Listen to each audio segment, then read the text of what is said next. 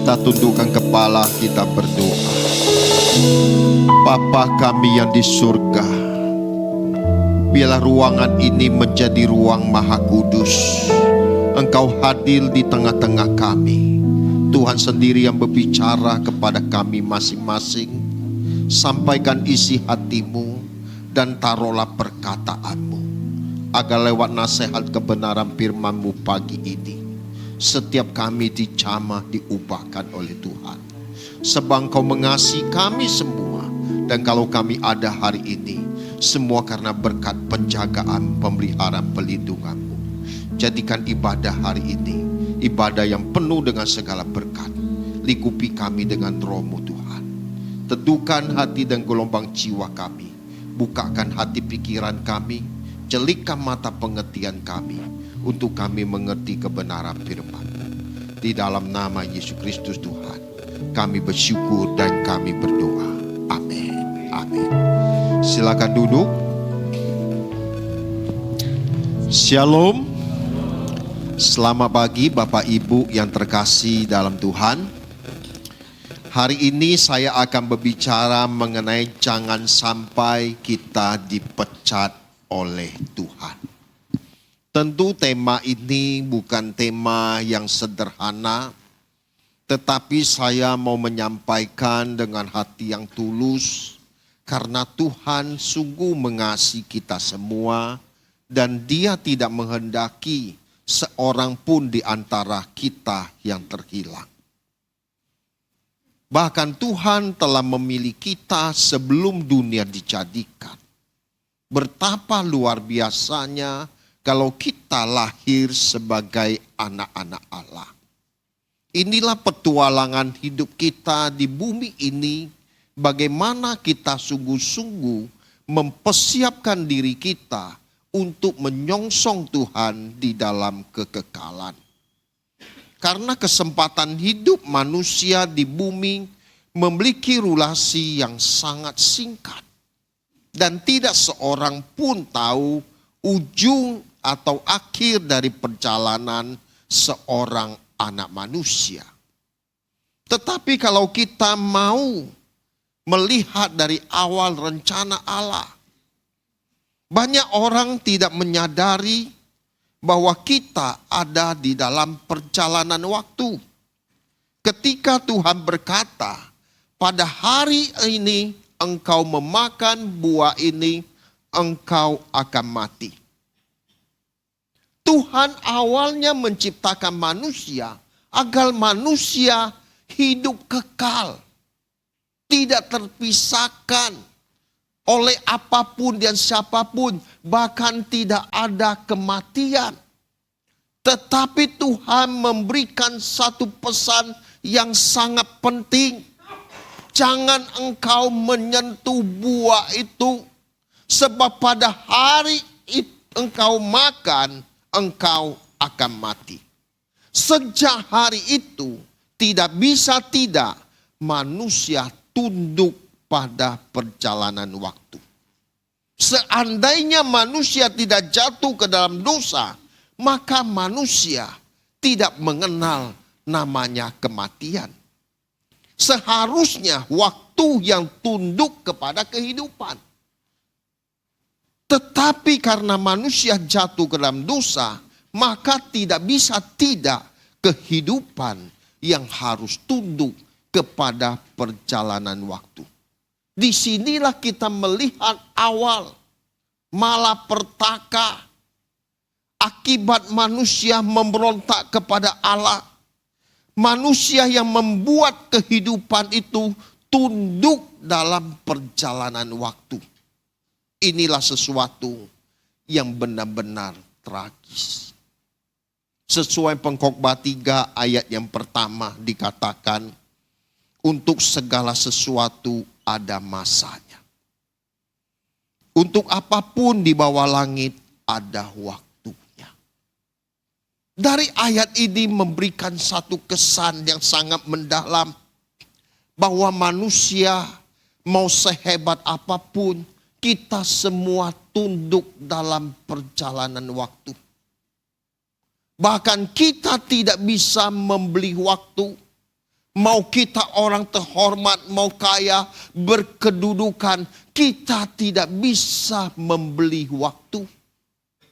Walaupun hanya 1 detik, kita tidak bisa membeli waktu. Waktu yang sudah berlalu tidak akan kembali lagi. Dari ayat ini mengisyaratkan bahwa setiap kita terikat dalam perjalanan waktu. Dan waktu hidup kita akan terus bergulir dan terus bergulir dan sampai ujung perjalanan akhir kita. Disitulah kita disadarkan betapa tidak ternilainya waktu hidup yang Tuhan berikan kepada kita. Mari kita mempersiapkan hidup kita untuk bersama dengan Tuhan di dalam kekekalan. Karena kesempatan hidup kita hanya 1 kali dan tidak pernah terulang. Namun fakta kehidupan manusia menunjukkan banyak orang telah menyia-nyiakan waktu hidupnya dengan hal-hal yang ceroboh, suka-suka kita. Tidak sedikit diantaranya baru belakangan menyesal karena menghambulkan waktu hidupnya yang Tuhan berikan untuk perkara yang sia-sia. Bahkan acap kali orang berkata, seandainya waktu hidup kita bisa diputar, maka ia akan memperbaiki banyak hal yang telah dilakukan. Banyak penyesalan, kecerobohan akibat kita bersikap tidak serius dan acap kali melakukan segala sesuatu hanya untuk kesenangan kita. Dan nyatanya waktu itu tidak akan kembali.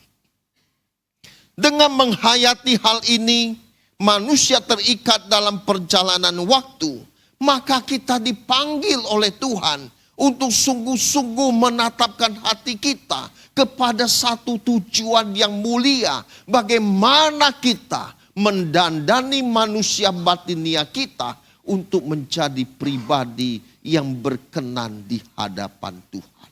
Dengan hidup tidak bercacat, tidak bercela. Itulah yang menjadi muara perjalanan kita di singkatnya kembara dunia ini. Sebab kesempatan hidup manusia itu sesuatu yang dahsyat, yang luar biasa, bahkan harta yang tidak ternilai. Sekaligus hidup ini menjadi momentum yang tidak ternilai. Mari kita sadari, waktu hidup kita sangat tak ternilai. Tuhan mengasihi kita. Mari kita hidup berkenan. Hidup tidak bercacat, tidak bercela. Seperti yang diajarkan oleh Rasul Paulus yang menjadi pergumulan hidupnya. Bagaimana dia hidup berkenan di hadapan Tuhan. Mari kita membaca 2 Korintus 5. Ayat 9 sampai ayat yang ke-10. Tentu ayat ini sudah sering kita baca.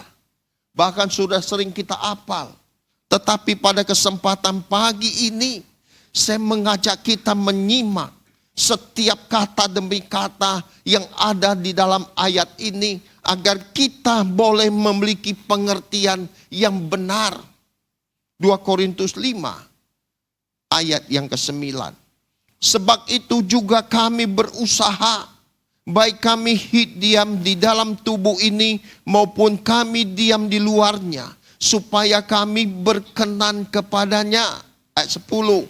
Sebab kita semua harus menghadap tata pengadilan Kristus, supaya setiap orang memperoleh apa yang patut diterimanya sesuai dengan yang dilakukan dalam hidupnya ini, baik ataupun jahat. Disinilah kita melihat perjuangan seorang anak manusia yang bernama Paulus. Dia berusaha untuk berkenan di hadapan Tuhan, bukan di hadapan manusia. Disinilah penentuan kita, suatu hari kelak setiap kita akan berdiri di pengadilan Allah. Di pengadilan Allah artinya di mana hari itu kita memperoleh keputusan dari Tuhan. Apakah kita diperkenan Tuhan masuk dalam kemuliaan kekal atau masuk di dalam kehinaan kekal. Ini yang kita perkarakan. Ini lebih prinsip, lebih penting dari apapun dalam perjalanan hidup kita di bumi ini. Karena di pengadilan Tuhan nanti tidak seorang pun bisa menyuap Tuhan, menyogok Tuhan. Setiap kita telanjang, tidak ada sesuatu yang tersembunyi. Di hari itulah kita mendapat keputusan dari Tuhan. Apakah kita masuk dalam kemuliaan kekal atau sebaliknya masuk dalam kehinaan kekal. Seharusnya ini menciptakan kegentaran. Ada perasaan krisis di mana kita menjadi cemas. Kemudian kita takut dan kita berusaha untuk mencari wajah Tuhan. Untuk memperoleh kepastian apakah kita sudah menjadi umat yang layak atau belum. Inilah yang kita perkarakan lebih dari apapun dalam perjalanan hidup kita yang singkat. Tetapi jujur Bapak Ibu yang terkasih dalam Tuhan. Fakta yang ada, banyak orang tidak peduli dengan nasib kekalnya di hadapan Tuhan. Sebab banyak orang lebih peduli dengan kehidupan hari ini dibanding dengan kekekalan. Kekekalan nanti Pak Pendeta jauh. Nanti saja. Yang diperkarakan manusia hari ini adalah kehidupan hari ini. Makan, minum, barang bermerek, wisata, kepuasan seks, kehormatan, kekuasaan, harta dan seterusnya. Inilah yang telah menggeser fokus perjalanan orang percaya dari dunia ini kepada kekekalan. Dan ini merupakan jebakan dari kuasa kegelapan.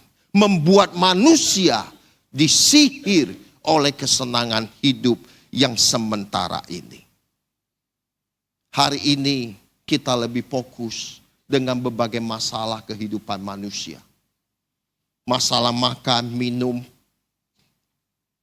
Kita kepengen menjadi orang yang hebat.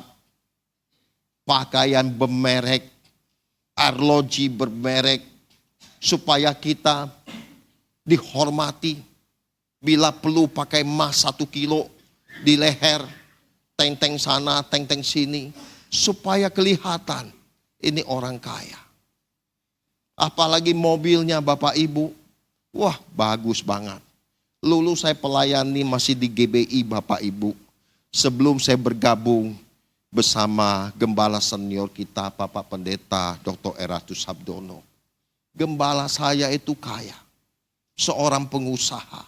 Kalau hari ini dia pakai bajunya coklat begini ya. Muda. Udah dipastikan mobilnya warnanya begini. Benar, saking kayanya. Dari ujung sepatu sampai jas itu semua matching.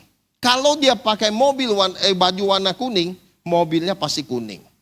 Kalau dia pakai hitam, mobilnya pasti hitam. Kalau dia pakai baju warna putih, mobilnya putih. Saking banyaknya mobilnya, jadi supirnya tahu hari ini mobil apa yang akan dipakai. Dia lihat bosnya dulu, pendetanya dulu. Wah, warna hijau. Dia keluarin warna hijau. Ada lengkap. Orang uangnya nggak berseri. Dia pakai warna merah, mobilnya merah. Waduh, terhormat Bapak Ibu. Parkir di depan. Begitu datang dibuka sapam. Dikasih cepeceng. Senangnya minta selamat pagi bos. Kita kan kepengen dihormati manusia. Manusia banyak menilai dari perkara ini. Kalau dia kaya, wah shalom. Shalom Pak Johan. Waduh semangat sekali. Shalom Pak. Apa kabar? Shalom. Kalau orang kaya disalamin lama gak mau lepas. Ya kan? Bener gak? Kita lebih tertarik dengan perkara begini. Kita lupa, kita hidup terbatas, singkat. Kehormatan, kemuliaan kita cuma sekejap seperti uap yang hari ini ada, besok melayang lenyap. Tapi manusia lebih memperkarakan hal ini. Bagaimana kita berlomba-lomba menjadi orang terhebat, orang kaya, cari duit sebanyaknya, yes. Tapi ingat, kalau kita kaya untuk Tuhan. Bukan untuk memperkaya diri, supaya dihargai, dihormati. Kalau itu muaranya sudah menyimpang, sudah meleset. Tetapi kita belajar perjuangan seperti Rasul Paulus untuk berkenan di hadapan Tuhan. Inilah yang kita kejar. Inilah yang menjadi fokus kita pagi ini. Biarlah fokus kita diubahkan dengan mengenal kebenaran firman Tuhan pagi ini. Tetapi kenyataannya banyak manusia lebih tertarik dengan apa yang kelihatan daripada yang tidak kelihatan. Apalagi mereka merasa sebagai anak Tuhan, apalagi sudah pergi ke gereja, waduh, melayani Tuhan, menjadi aktivis, bahkan menjadi pendeta, menjadi pengkhotbah. Dan mereka berasa sudah aman. Nah nanti kalau mati, pasti malaikat memperkenan, silakan masuk. Belum tentu. Padahal yang harus kita persoalkan, apakah hari ini, jangan nanti, apakah kita sudah berkenan di hadapan Tuhan atau belum? Kenapa kita perkarakan hari ini? Kita tidak tahu. 1 jam ke depan yang akan terjadi kita nggak tahu.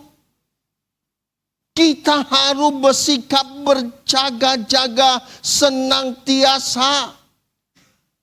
Justru persiapan kekekalan inilah hal yang harus menjadi prinsip dari apapun dalam kehidupan kita. Sebab semua kita yang kita upayakan, semuanya akan kita lepaskan. Tidak ada yang kita bawa pulang. Kita hari ini punya emas, misalnya ini emas 50 gram. Ketika saya menutup mata Bapak Ibu, istri saya atau anak saya akan melepaskan. Enggak dibawa pulang, enggak dibawa pergi. Kalau dibawa pergi, nanti tukang di rumah duka, peti ini nih ada emas yang enggak dicopot. Nanti kita gali lagi. Ada tukang gali kuburan. Dia colong lagi, dibuka lagi petinya. Dulu Bapak Ibu ada seorang donatur kita ya sangat kaya. Saya tidak perlu sebut namanya. Kalau saya sebut Bapak Ibu tahu. Dia pakai batu berlian. Gedenya. Itu bisa puluhan karat. Nilainya itu bisa belasan M. Benar. Wah kalau dia ke gereja. Itu kedip-kedipnya. Menyala men. Menyala. Kena sinar menyala. Waduh. Ketika waktu beliau meninggal. Ini orang sangat kaya. Itu kan di rumahnya itu seperti pesta. Walaupun dalam suasana kedukaan. Saya hanya kepengen tahu. Cincin kesayangan dia itu 2 sampai saya hafal. Waktu dia meninggal saya lihat. Apakah berlian ini dia bawa atau enggak. Ternyata. Kan orang kalau udah terbujur kaku kan diginiin ya. Pakai sarung putih kan. Kalau ada cincin nongol kan kelihatan cincinnya. Ini nggak nongol. Waduh, berarti dicopot. Dicopot lah belasan M. Peti matinya aja katanya 5 miliar. Waduh Bapak Ibu. Akhirnya semua berlalu. Kita semua akan menghadapi hal yang sama. Hari ini kita mau kaya, mau terhormat, nanti ukurannya sama Bapak Ibu. 2 kali 1. Walaupun kita punya rumah 1 hektar, mewah, kita punya halaman masih di belakang ada, luas. Tapi tidak seorang pun di antara keluarga kita, papa dikubur di sini aja ya. Enggak ada tuh. Ada gak? Coba angkat tangannya Bapak Ibu. Punya tanah 1 hektar itu gede loh. Tapi untuk 2 kali 1 di halaman belakang, jangan. Dikuiling aja. Kalau yang kurang ada ya udah Pondok Rangon. Ya kan? Tegal Alur. Inilah fakta kehidupan. Jadi hal yang mau saya sampaikan hari ini, mari kita mempersiapkan hidup kita untuk menjadi pribadi yang berkenan. Sebab puncak prestasi manusia pada akhirnya cuma 1, hidup dalam perkenanan Tuhan. Kalau kita tidak berkenan di hadapan Tuhan, Tuhan berkata, "Enyalah daripadaku, hai kamu pembuat kejahatan." Kita harus sungguh-sungguh memperhatikan dan mencontoh muara kehidupan anak manusia yang bernama Paulus, yang sekaligus berstatus sebagai hamba dari Tuhan Yesus Kristus. Paulus mengatakan bahwa dirinya berusaha untuk berkenan. Berusaha dalam teks aslinya adalah pilotumeta, yang artinya memiliki beberapa pengertian, berambisi, berjuang dengan sungguh-sungguh, berusaha keras, yang digerakkan oleh cinta dan kehormatan. Ini adalah Paulus. Dia berambisi, dia berjuang, dia berusaha yang digerakkan oleh cinta dan kehormatan. Dia ingin kemuliaan bersama dengan Tuhan. Apakah kita memiliki perjuangan seperti yang Rasul Paulus miliki? Apakah kita ke gereja cuma sekedar ke gereja hanya sebagai rutinitas? Kalau kita di gereja hari ini Bapak Ibu seperti malaikat semua. Shalom. Apa kabar? Bisa dilewati. Wajah malaikat. Karena kita ke gereja, Tuhan ada di sini. Setelah keluar dari gereja, baru kelihatan wajah aslinya. Mobil keserempet, langsung kebun binatang, Ragunan disebut semua. Enggak ada di sini. GSKI, Rehoboth Bekasi, Harapan Indah. Wajah malaikat semua. Enggak ada ya Pak Riko ya. Mukanya ceria semua. Senyum kanan, senyum kiri. Mari kita belajar. Kita berusaha seperti Rasul Paulus. Kiranya isi perjuangan hidup kita, perjuangan perjalanan kita, kita mau belajar seperti Paulus. Bagaimana kita berambisi, kita mau berjuang sungguh-sungguh dan bekerja keras yang digerakkan oleh karena kita mencintai Tuhan. Sehingga di dalam keadaan apapun dan dimanapun kita berada, kita mau menjadi pribadi yang selalu berusaha, tidak bercacat dan tidak bercela. Kalau seorang rasul seperti Paulus saja masih memiliki perjuangan, kita harus lebih dari Rasul Paulus.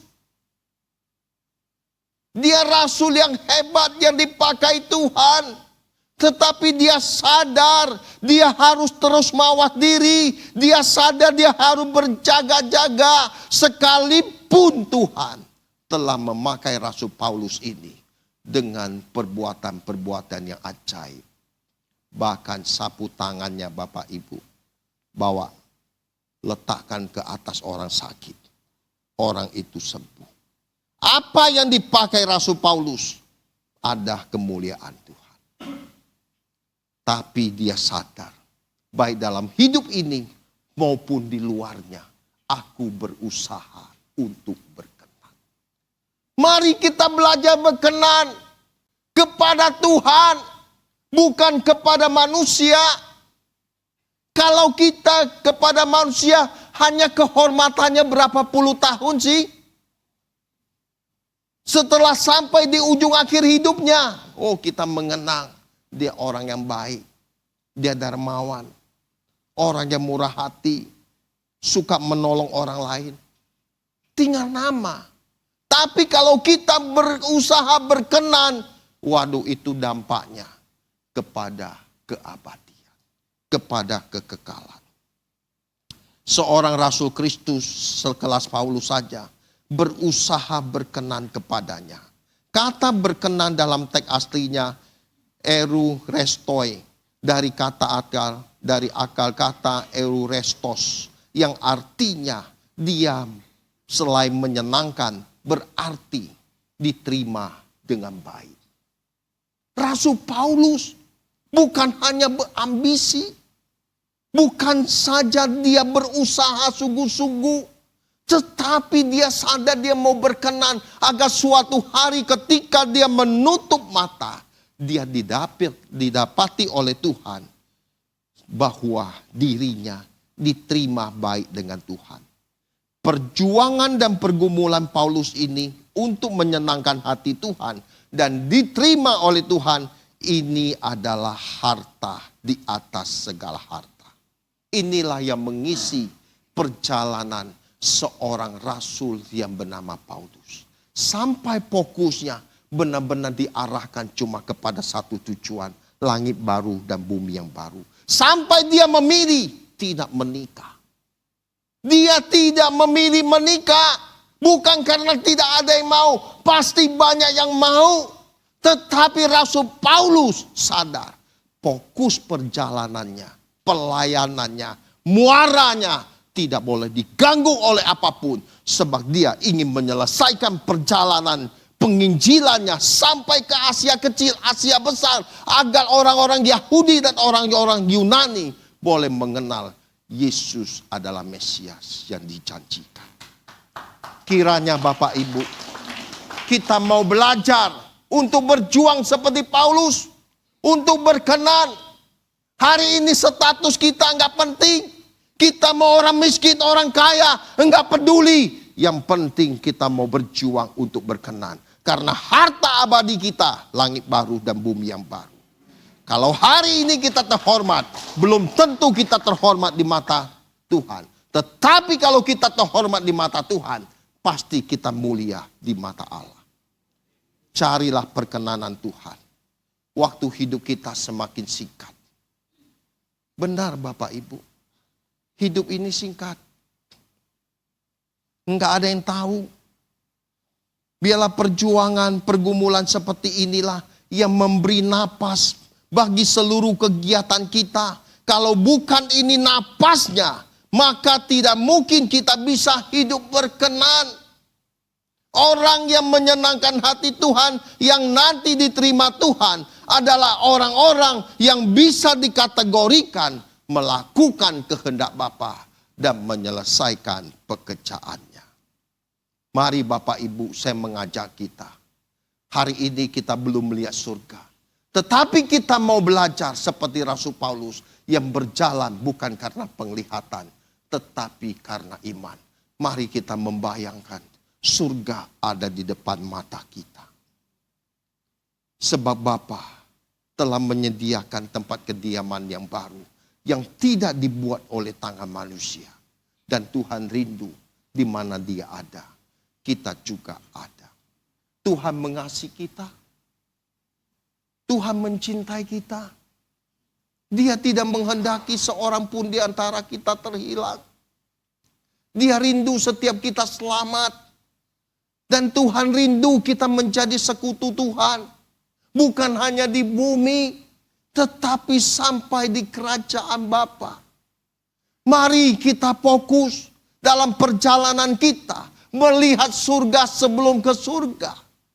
Mari kita memiliki jangkauan pandang jauh ke depan. Melebihi batas dunia pada umumnya. Sehingga kalau kita menutup mata, kita diterima Tuhan di kemah abadinya.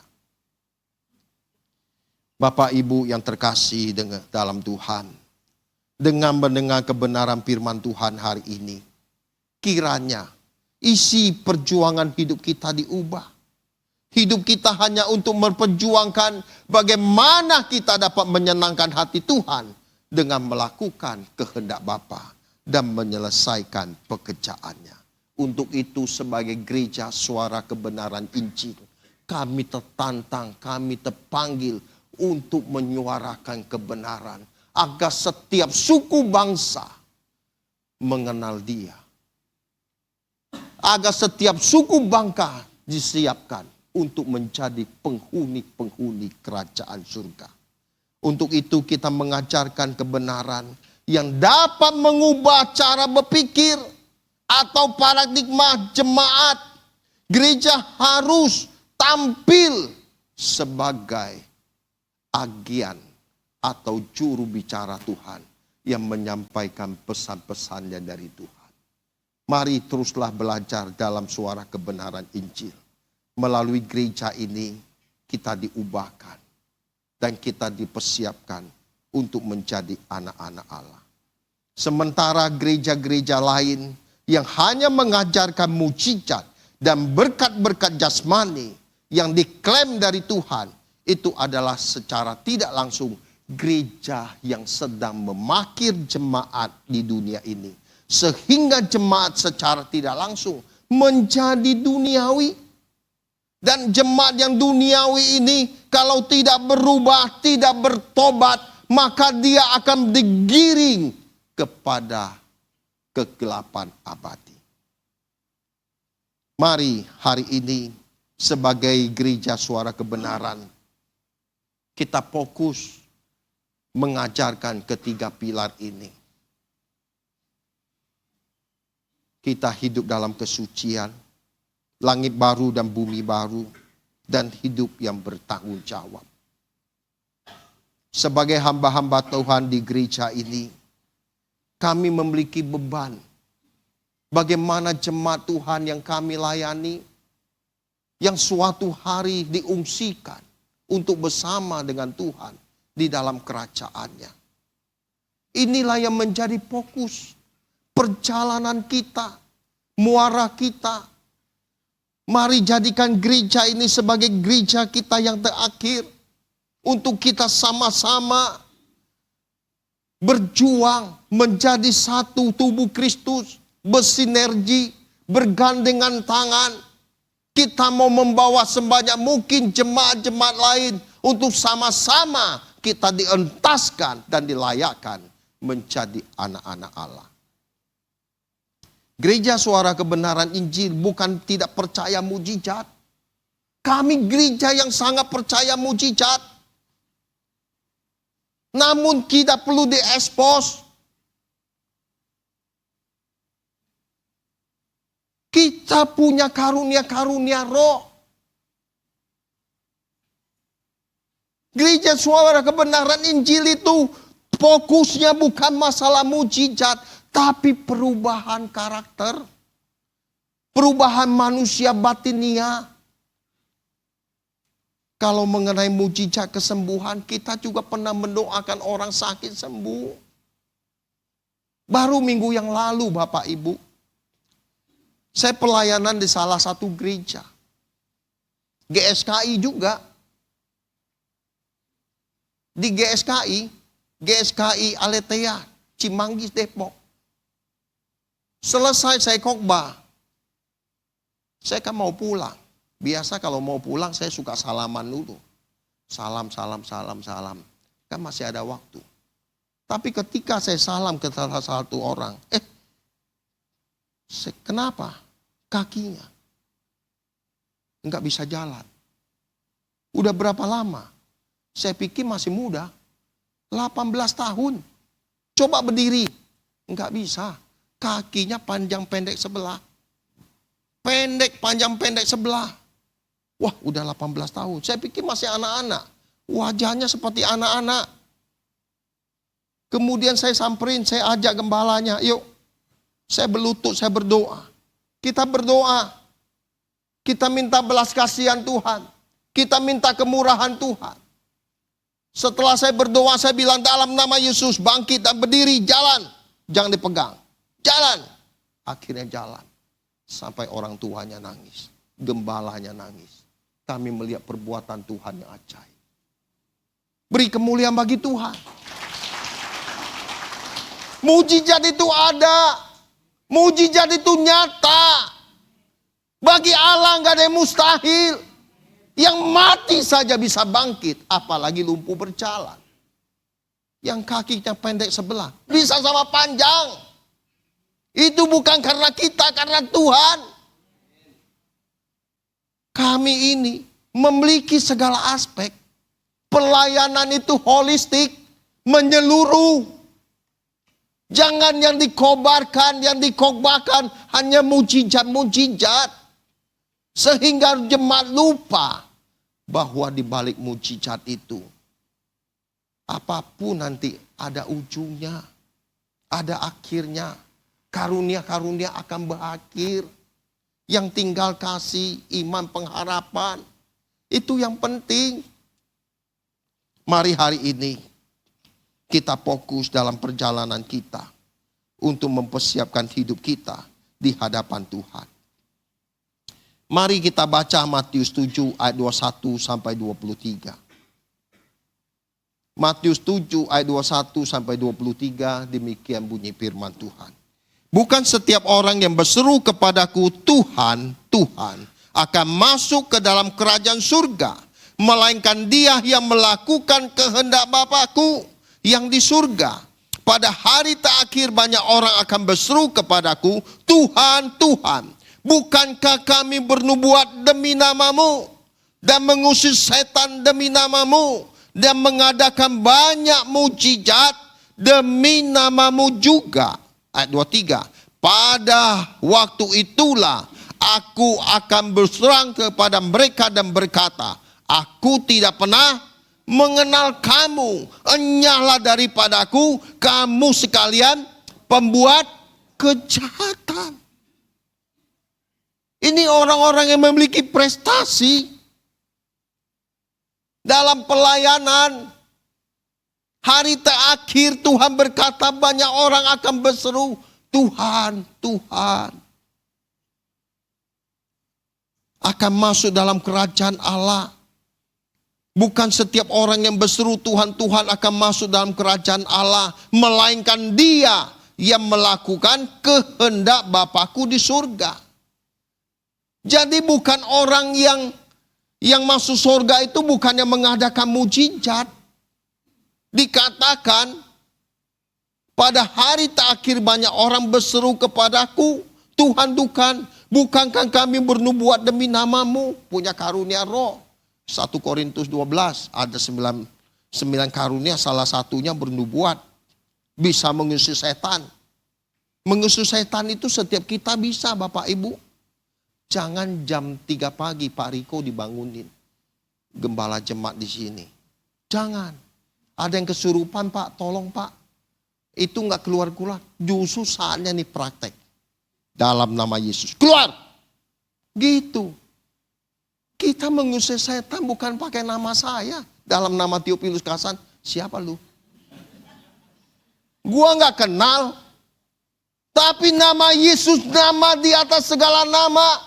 Setiap lutut bertelut, setiap lidah mengaku Yesus Kristus adalah Tuhan. Justru mulai hari ini, kalau ada orang yang kesurupan, jangan panggil Pak Pendeta. Saatnya praktek. Tetanggamu yang kesurupan, engkau datang. Karena percaya roh Allah yang ada di dalam diri kita lebih besar dari segala roh dunia. Kita dalam nama Yesus keluar. Segala ikatan apapun keluar. Gitu. Takut. Kalau takut udah selesai. Jangan. Kita memiliki otoritas. Kisah Rasul 1 ayat 8. Kamu akan menerima kuasa. Kalau Roh Kudus turun ke atas kamu. Kamu akan menjadi saksiku. Yerusalem, Yudea, Samaria. Dan sampai ke ujung bumi. Dan setiap kita telah dimateraikan oleh Roh Kudus.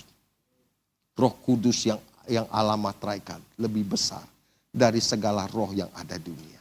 Kita memiliki kuasa. Pertama dalam nama Yesus, kedua darah Yesus. Hebat. Praktekkan. Nanti Bapak Ibu, oh bisa ya, bangga. Tapi jangan bangga karena semuanya itu seperti murid-murid Tuhan. Ketika diutus 70 orang, aduh Tuhan aku bangga. Namamu hebat. Setan-setan tunduk dalam namamu. Tapi apa kata Yesus? Jangan bangga kamu bisa mengusir setan. Mengadakan mujizat. Yang harus kamu banggakan. Apakah namamu terdaftar di sorga? Sudah terdaftar belum Bapak Ibu? Hah? Amin ya benar. Serius nih. Tanya Tuhan, rapot saya berapa Tuhan? Biasanya kalau nilai tertinggi A. Kira-kira kita apa nih? D atau F jangan-jangan. Hah? Mari kita berubah. Kita berkata, serius nih. Kita udah terdaftar. Terdaftar di anggota ini iya. Tadi di Solo belum tentu. Disitulah kita berjuang. Agar di ujung akhir hidup kita. Ketika kita menutup mata. Nanti kita mati senyum. Bukan. Nah kalau begini gak benar hidupnya. Ketakutan. Aduh Bapak Ibu, hidup ini benar-benar tragis. Sebelum saya menyelesaikan firman Tuhan ini, saya mau kasih tahu satu hal. Hiduplah dengan Tuhan sungguh-sungguh. Carilah Tuhan dengan sungguh-sungguh. Dan berjaga-jagalah senantiasa. Sebab kita tidak tahu akhir dan ujung perjalanan kita. Sebab orang-orang yang memiliki prestasi pelayanan, mengusir setan, mengadakan mujizat, bukan menjadi ukuran dia diterima di kemah abadi Tuhan atau tidak. Masalahnya seringkali karunia itu dijadikan lahan yang basah untuk menggait banyak orang. Dan akhirnya hamba Tuhan itu memperkaya diri. Coba kalau saya punya karunia yang spektakuler. Diekspos kemana-mana tiap hari saya doakan lumpuh berjalan. Tuli mendengar, yang mau mati, enggak jadi mati. Nama saya berkibar. Ketika nama saya berkibar Bapak Ibu. Saya hadir di banyak gereja. Itu pasti penuh. Orang datangnya apa? Cari mujizat itu. Cari kuasa itu. Pada sumber segala kuasa yang harus dia cari. Ketika hamba Tuhan itu terkenal, otomatis banyak salam tempel. Pak, nomor rekeningnya berapa? Otomatis dong. Apalagi mobilnya udah butut. Wah, diganti. Yang baru. Banyak. Tapi hati-hati. Akhirnya pelayanan yang tadinya murni, pelayanan yang tulus, itu bisa menggeser seseorang. Hati-hati. Makanya Alkitab mengatakan kamu tidak bisa mengabdi kepada dua Tuhan. Kepada Mamon atau kepada Allah. Iblis itu cerdas. Dia nggak takut. Hamba Tuhan itu manusia. Dia nggak kebal terhadap dosa. Dosa ini enggak, dosa ini enggak. Dia kasih coba uang. Dulu hidupnya susah. Jadi pendeta besar, terkenal. Disanjung orang. Udah jadi artis. Seperti artis. Ada pengawalan. Dan seterusnya. Kalau dia tidak berjaga-jaga. Hati-hati. Dia bisa berkategori. Apa yang dia lakukan bukan untuk kemuliaan Tuhan. Tapi untuk kemuliaan dirinya sendiri. Kita belajar. Seperti seorang hamba Tuhan yang dipakai Tuhan dengan luar biasa. King Dongki. Ketika dalam pelayanannya tidak sedikit orang yang mati dibangkitkan. Bahkan orang-orang lumpuh berjalan dan segalanya. Tetapi suatu hari Tuhan berkata, ambil kerikil itu. Kenapa? Ambil. Dia ambil kerikil itu. Ya sudah Tuhan, taruhkan di bawah lidahmu. Maksudnya apa? Jangan banyak bicara. Semua hormat hanya bagi Tuhan. Kalau Tuhan pakai kita, itu kemurahan Tuhan. Itu belas kasihan Tuhan. Bukan karena kita hebat. Yang hebat adalah nama di atas segala nama. Tuhan kita Yesus Kristus. Mari, waktunya sudah hampir usai. Tiba saatnya, mari kita berjuang. Fokus kita cuma satu. Langit baru dan bumi yang baru. Biarlah perjalanan hidup kita yang singkat kita arahkan untuk bersama dengan Tuhan. Kiranya nasihat firman Tuhan ini memberkati kita sekalian. Tuhan Yesus memberkati. Amin. Bapak Ibu diberkati. Amen. Puji Tuhan. Mari kita bangkit berdiri. Kita naikkan satu pujian. Bilakah ku diam di sana.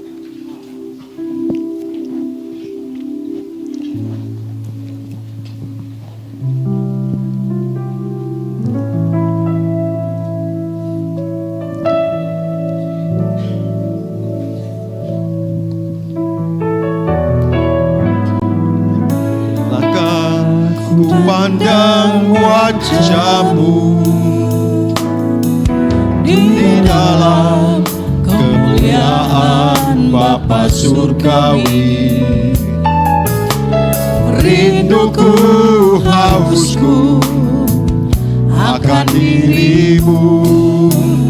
Bilakah ku di sana selamanya? Bilakah usai pelayananku, ketika di depan tata sucimu, kau panggil namaku, nama yang baru.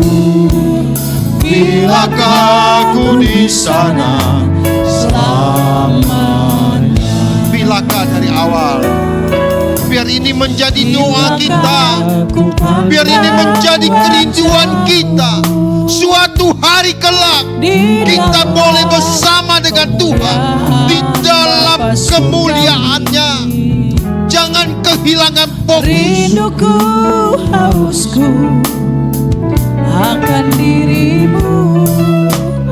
Bilakah ku di sana selamanya? Bilakah usai pelayananku? Bilakah usai pelayananku,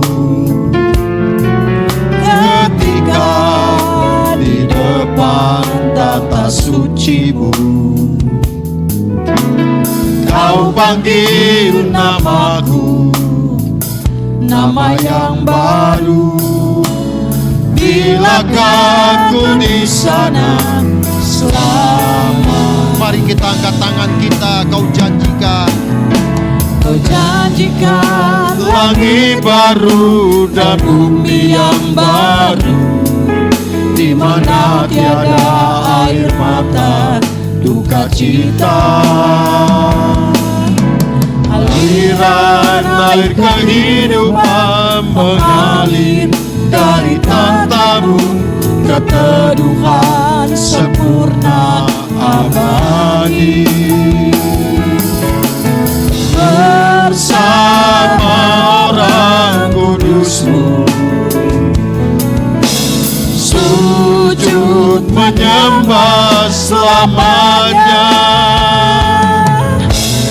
Rinduku, hausku, bilakah ku diam di sana. Kau janjikan langit baru dan bumi yang baru, di mana tiada air mata duka cita.